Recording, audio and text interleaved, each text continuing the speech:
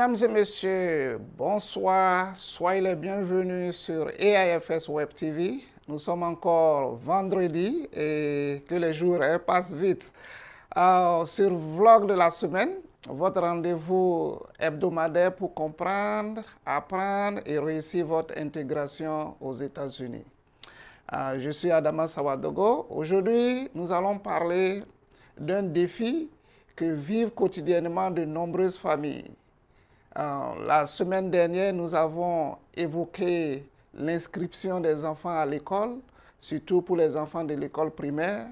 Nous allons revenir plus tard sur ceux qui font le middle school, c'est-à-dire de la 6e à la 3e, et aussi pour le high school, de la seconde à la terminale. Alors, aujourd'hui, le thème est important. Le thème est important parce que un de nos téléspectateurs nous a demandé d'aborder ce thème parce qu'ils ont trouvé qu'il y a certaines difficultés et nous avons voulu, en tout cas, donner quelques réponses que nous avons par rapport à ce thème. Ce thème, nous l'avons formulé, les 7 erreurs à éviter lorsqu'on navigue entre le français et l'anglais aux États-Unis. Donc, les 7 erreurs à éviter lorsqu'on navigue entre la langue française et la langue anglaise aux États-Unis.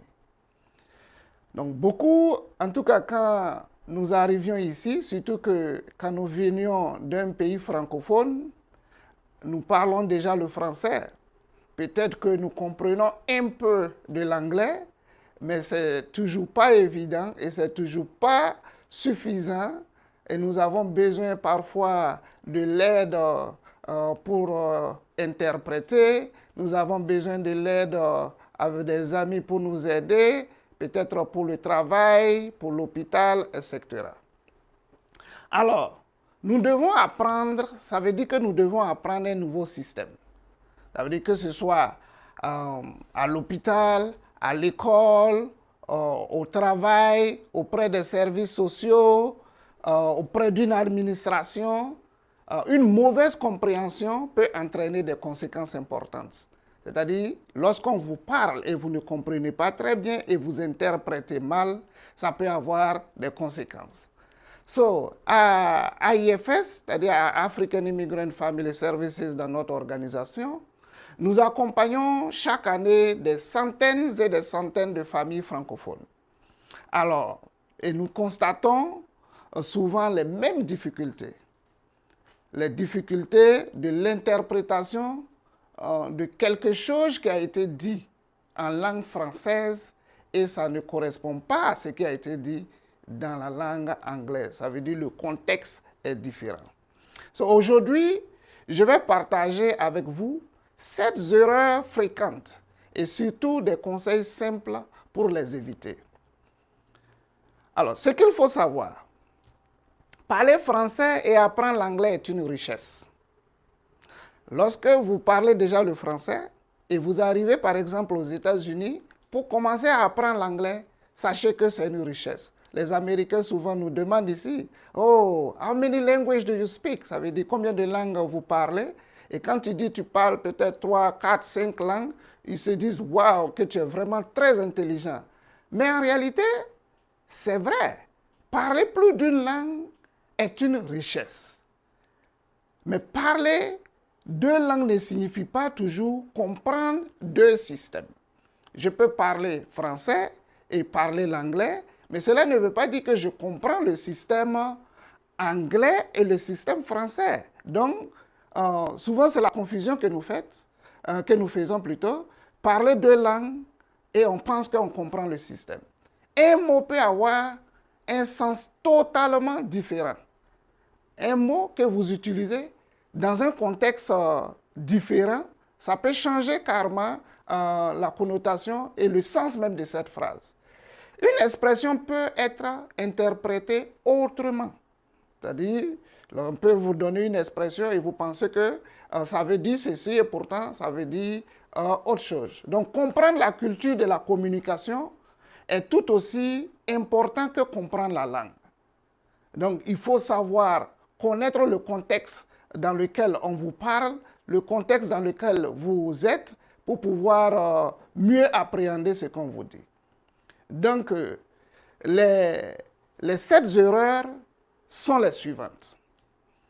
La première erreur numéro 1, traduit mot à mot. Parfois, nous sommes obligés de faire une traduction littérale pour pouvoir comprendre. Ce qui n'est pas mauvais, mais parfois, ça change le contexte de la phrase ou de l'expression qui a été utilisée. Beaucoup de personnes cherchent à traduire chaque mot exactement, mais certaines expressions ne se traduisent pas littéralement. Par exemple, en français, le mot malaise peut désigner un malaise général ou un évanouissement. En anglais, ce mot n'a pas le même usage médical. Vous voyez? Donc, le conseil ici, c'est décrivez votre situation avec vos propres mots. Expliquez ce que vous ressentez et n'hésitez pas à demander un interprète lorsque vous avez la possibilité. Ou bien, vous vous faites accompagner par quelqu'un que vous connaissez et qui comprend la langue pour vous aider à interpréter. Erreur numéro 2, les faux amis. Ici, il s'agit des mots, pas des amis en tant que personne. Il y a dans un langage, souvent en français, on dit les faux amis, on veut parler des mots, certainement les mots de la même famille, vous voyez. Par exemple, ce sont des choses comme ça qui nous piègent. Par exemple, quand on dit actuellement en français signifie en ce moment. Actuellement signifie en ce moment. Mais en anglais, actually signifie en réalité. Vous voyez, ces deux mots. Hein? Actuellement, vous allez vouloir traduire ça en anglais, actually. Mais quand vous dites actually en anglais, ça peut dire en réalité. Donc, vous voyez, c'est des mots qui se ressemblent et dont la traduction littérale n'ont pas le même sens dans un contexte qui est un peu particulier. Un autre exemple encore, c'est par exemple, en français, on dit assister à une réunion signifie être présent. Assister à une réunion signifie être présent. Mais en anglais, to assist veut dire aider. Vous voyez? To assist, I want to assist you. Ça veut dire je veux t'aider. Or I can assist you, je veux t'aider. Donc, vous voyez deux mots, assister en français, qui veut dire assister à une réunion, qui veut dire je suis présent à la réunion. Mais par contre, to assist en anglais veut dire aider. Vous voyez, c'est des mots comme ça qui, lorsque traduit littéralement, peut en tout cas avoir des sens et conduire à des erreurs. C'est des petites erreurs qui peuvent complètement changer le sens d'une conversation. Donc, l'erreur numéro 3, c'est utiliser ses enfants comme interprètes. Professionnellement, ce n'est pas conseillé. Donc, c'est une erreur que beaucoup commettent fréquemment. C'est pas vraiment conseillé parce que les enfants apprennent souvent l'anglais rapidement, c'est vrai, mais ils ne devraient pas être responsables de traduire des informations parfois médicales, juridiques ou financières pour les parents. Maintenant, bon, si c'est juste une communication entre amis, courtoise, il n'y a pas de problème. Mais quand il s'agit des interprétations des informations qui sont très importantes, comme des informations que vous recevez de l'hôpital, que vous recevez de la justice, ou bien des informations financières, cela peut en tout cas créer beaucoup de problèmes. Surtout, ça peut créer du stress au niveau, par exemple, et des malentendus au niveau de la famille. Voilà, des stress même pour l'enfant, parce que souvent les enfants n'ont pas cet âge de comprendre ce système. Maintenant, vous leur demandez de faire des interprétations. Donc, ce n'est vraiment pas conseillé lorsque vous avez la possibilité de trouver quelqu'un d'autre pour vous aider à faire ces interprétations. Il n'y a pas de problème. Et quand nous parlons d'enfants ici, lorsque vous avez un enfant, vous connaissez déjà la maturité de l'enfant. Vous savez si effectivement, si c'est un enfant qui est au high school ou bien middle school, vous savez qu'est-ce qu'il peut vous aider à lire. Peut-être c'est un email que vous avez reçu. Voilà, tout ça, là, il n'y a pas de problème. Mais quand il s'agit des informations très importantes, c'est bon de faire appel à un expert ou à des interprètes qui sont qualifiés, ou vous venez tout simplement à IFS. Nous avons des interprètes ici bien formés dans plusieurs langues et même dans des langues locales, pas seulement en français. Nous avons des gens qui parlent différentes langues locales ici, de différents pays. Vous êtes du Congo, vous êtes du Togo, vous êtes du Bénin. Lorsque vous avez des informations et que vous souhaitez avoir en tout cas plus d'informations ou bien vous souhaitez avoir des interprètes, n'hésitez pas. Donc, le petit conseil ici, c'est toujours demander à avoir un interprète professionnel. Et c'est votre droit. Lorsque vous arrivez à l'hôpital, vous pouvez demander à avoir un interprète professionnel, c'est votre droit. Mais bon, je sais que très souvent, cela peut aussi, les gens ne sont toujours pas confortables quand ils vont à l'hôpital. Mais bon, c'est toujours mieux d'avoir un interprète professionnel que de ne pas avoir un interprète ou quand vous-même vous ne parlez pas la langue. Donc, toujours demander en tout cas à avoir un interprète pour pouvoir mieux comprendre ce qu'on vous dit avant de procéder à quoi que ce soit. Donc, l'erreur numéro 4, c'est mal interpréter la façon de communiquer. Aux États-Unis, les échanges sont souvent plus directs et plus informels. Un médecin peut vous appeler par votre prénom. Cela ne signifie pas un manque de respect. Ici, généralement, les gens s'appellent par leur prénom. À l'inverse, certains, par exemple, nouveaux mots arrivants, certains nouveaux arrivants utilisent des formulations qui peuvent sembler trop exigeantes, c'est-à-dire en anglais. Le conseil ici, c'est utiliser please, thank you, excuse me, qui sont des formules de politesse, qui sont beaucoup utilisées. Et la politesse ouvre même beaucoup de portes. Vous voyez, quand vous dites, oh, please, can I do this? Please, est-ce que je peux faire ceci? Ou bien quand quelqu'un vous remet quelque chose, vous dites thank you. Ou bien quand vous faites une erreur, ou bien accidentellement vous touchez, vous faites quelque chose, vous pouvez dire excuse me, or I'm sorry. Voilà, des erreurs de politesse de ce genre sont toujours conseillées dans votre communication. L'erreur numéro 5, c'est ne pas comprendre le vocabulaire de l'école. On revient ici encore dans le système de l'école parce que nous avons des enfants que nous inscrivons à l'école. À l'école également, vous allez avoir les enseignants vous parler, vous allez avoir un personnel éducatif. On va vous envoyer des lettres, on va vous envoyer des emails.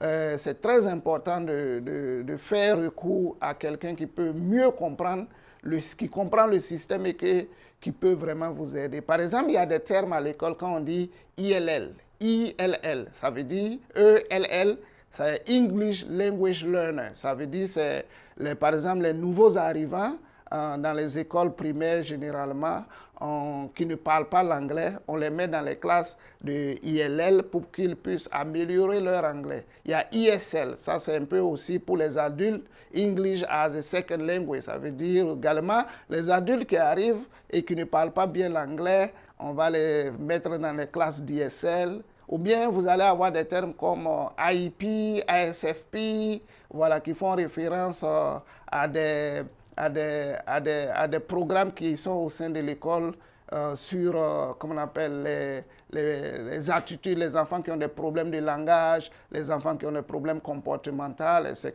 Donc, il y a quand même un certain nombre de terminologies qui sont beaucoup utilisées à l'école. Et si vous ne comprenez pas, il faut toujours demander comme on appelle, des interprètes ou bien de l'aide pour pouvoir vous aider. Par exemple, à l'école, on peut dire Parent-Teacher Conference. Parent-Teacher Conference. Vous voyez, tout ça là, c'est des mots dont nous devions être familiers pour pouvoir faciliter notre intégration et faciliter notre compréhension. Parce que beaucoup de parents pensent que l'école les contactera uniquement en cas de problème. Non, l'école ne va pas vous contacter parce qu'il y a un problème.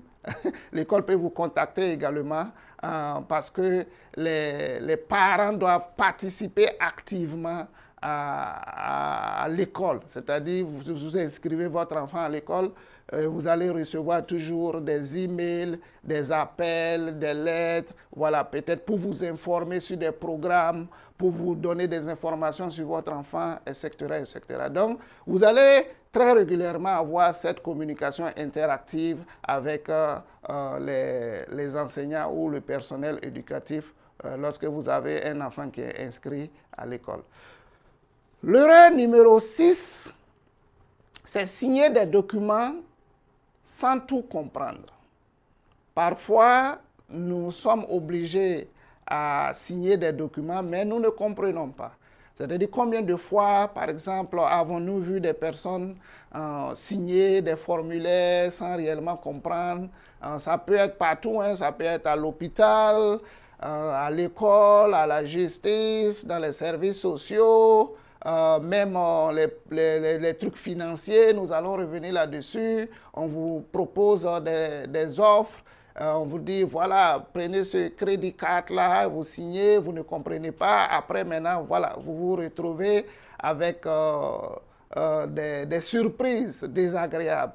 Donc, il faudrait faire attention. Et voilà.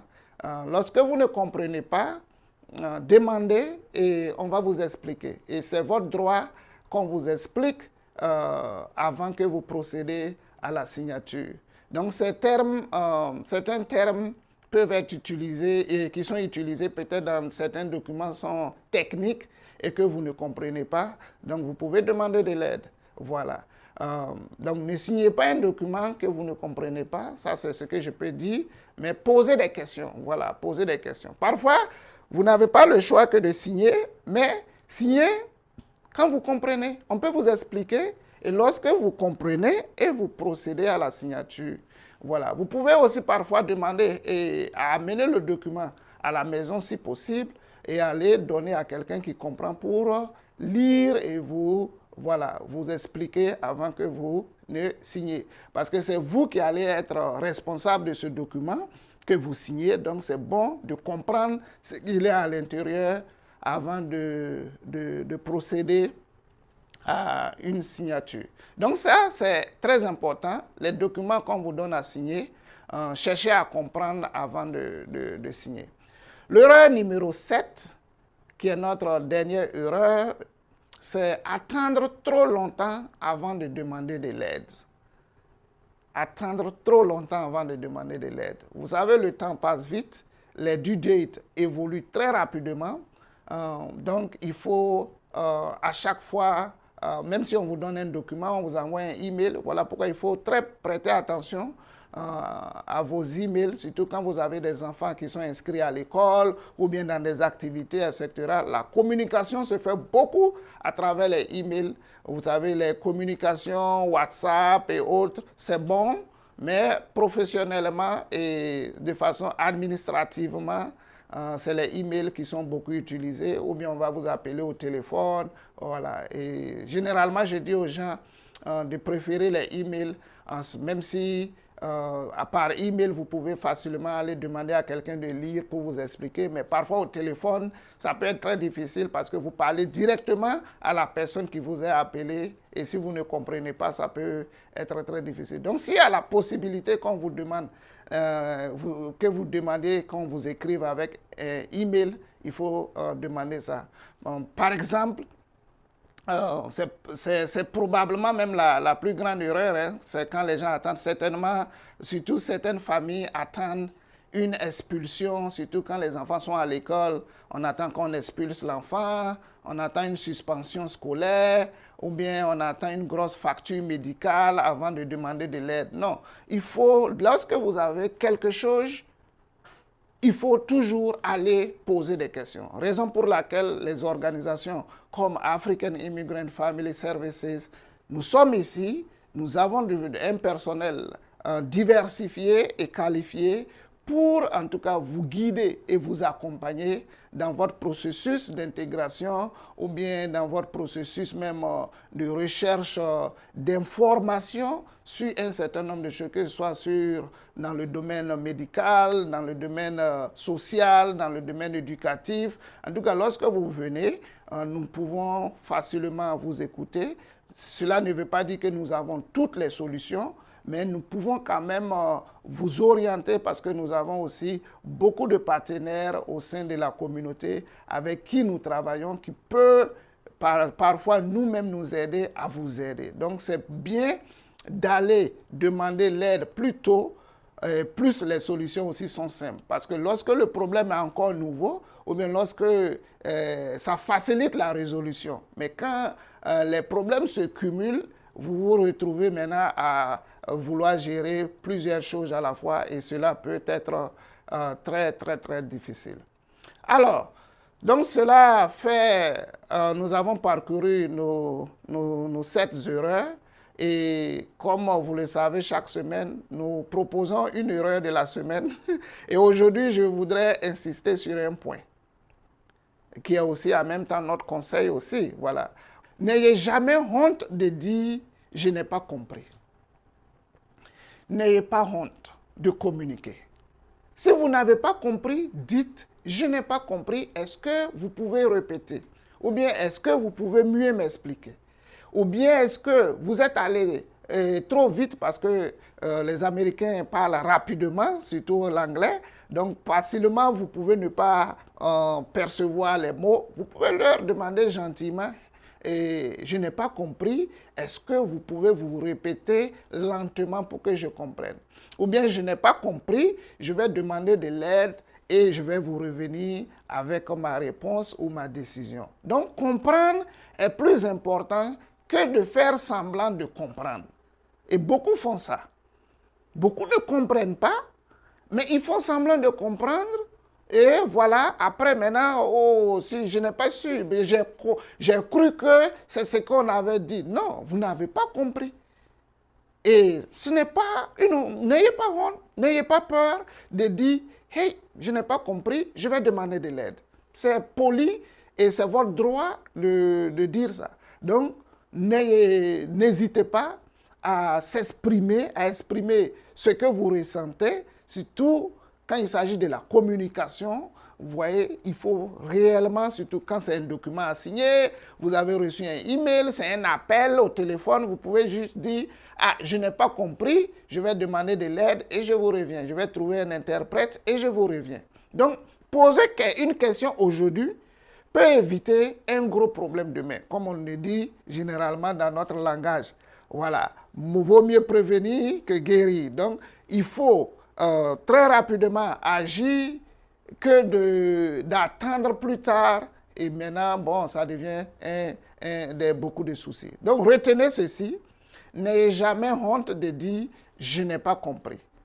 Lorsque vous n'avez pas compris, il y aura toujours des gens et vous pouvez toujours aller demander de l'aide ou bien la personne peut facilement mieux expliquer pour que vous compreniez. Parce que la personne qui vous parle, ce que nous oublions, la personne qui nous parle, surtout quand c'est ici aux États-Unis, ne sait pas que vous ne comprenez pas. La personne ne sait pas que vous ne percevez pas ce qu'il dit. Il ne vous connaît pas peut-être. Donc pour lui, vous comprenez le système et il vous explique comme il explique à tout le monde. Mais c'est à vous de répéter, de lui dire je ne comprends pas bien, j'ai besoin plus d'explications ou bien je vais chercher un interprète pour faciliter ceci. Alors, donc, pour mon point de vue, je dirais qu'après plusieurs années au service de notre communauté ici africaine, je peux vous dire une chose. La langue ne devrait jamais être un obstacle. J'ai dit, la langue ne devrait jamais être un obstacle. Je n'ai pas dit que la langue n'est pas un obstacle, mais la langue ne devrait jamais être un obstacle. Elle doit devenir un pont. Chaque fois que nous aidions une famille à comprendre un document, à préparer une rencontre avec un enseignant, avec un juge, avec n'importe qui, ou à communiquer avec un médecin, nous renforçons sa capacité à réussir. Ça veut dire lorsque quelqu'un vous aide à faire quelque chose, la personne renforce vos capacités et vous apprenez en même temps. C'est pour dire ici, n'ayez pas encore, je répète, d'aller demander de l'aide. L'information est un pouvoir.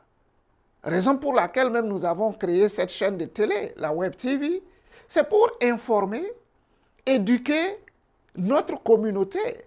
Parce que lorsque nous avons l'information, nous avons un pouvoir.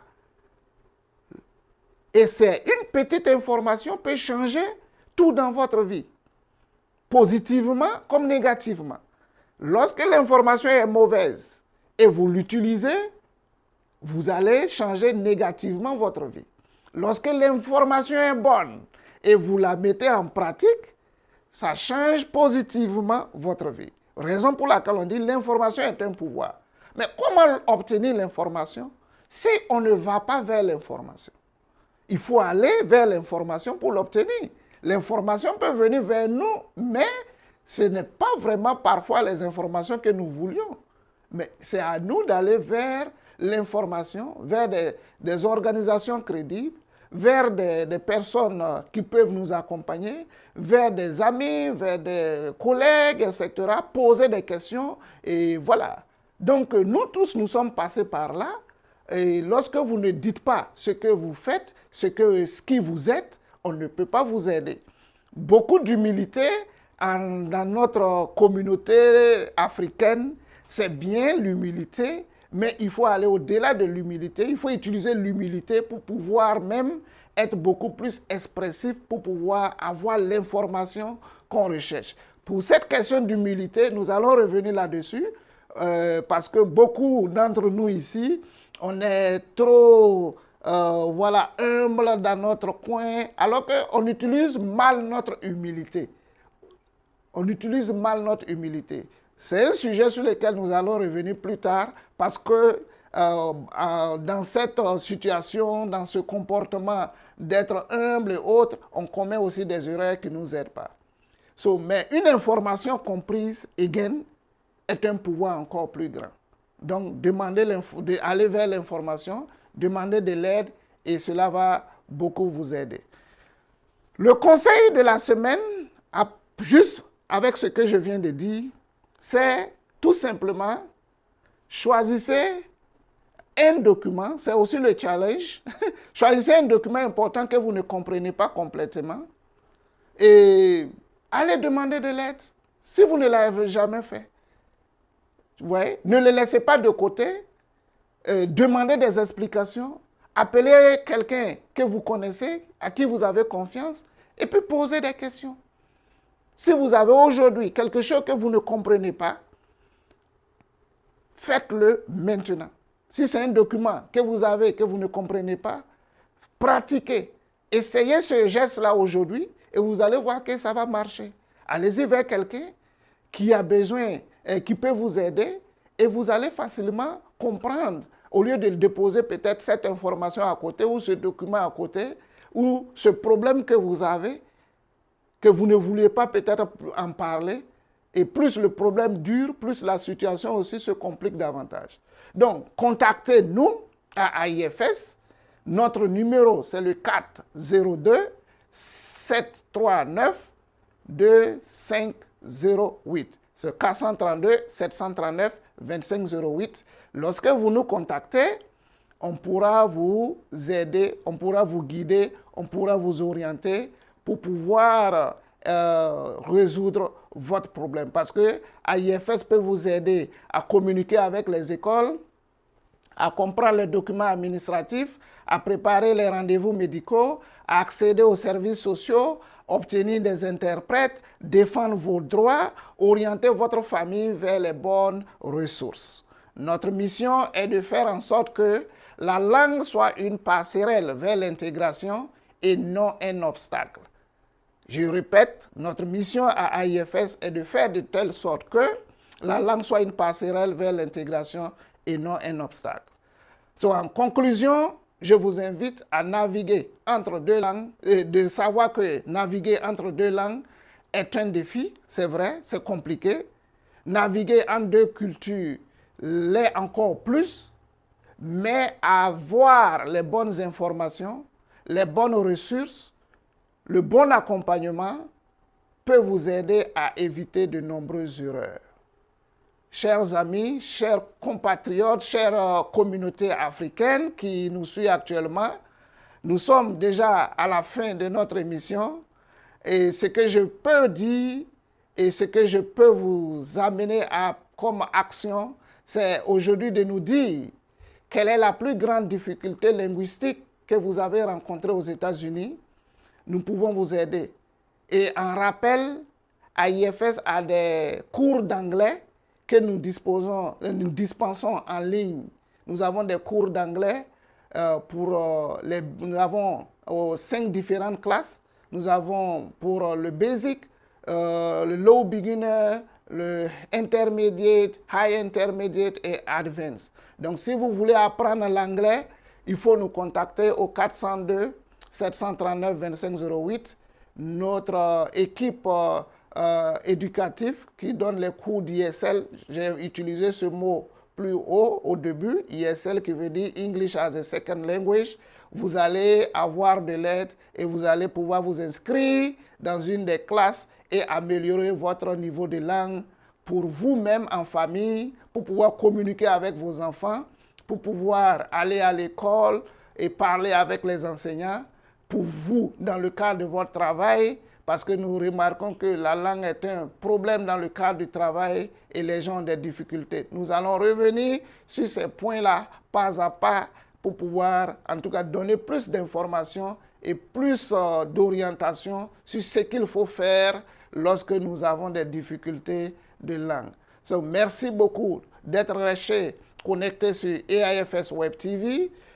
Aimez cette vidéo, partagez-la dans plusieurs réseaux sociaux avec vos amis, parce que ces informations que nous donnons aujourd'hui, c'est pour nous, c'est pour vous et c'est pour toute la communauté. Merci d'avoir suivi Vlog de la semaine. Informons-nous, grandissons ensemble et construisons une communauté plus forte. À la semaine prochaine sur AIFS Web TV pour un autre rendez-vous.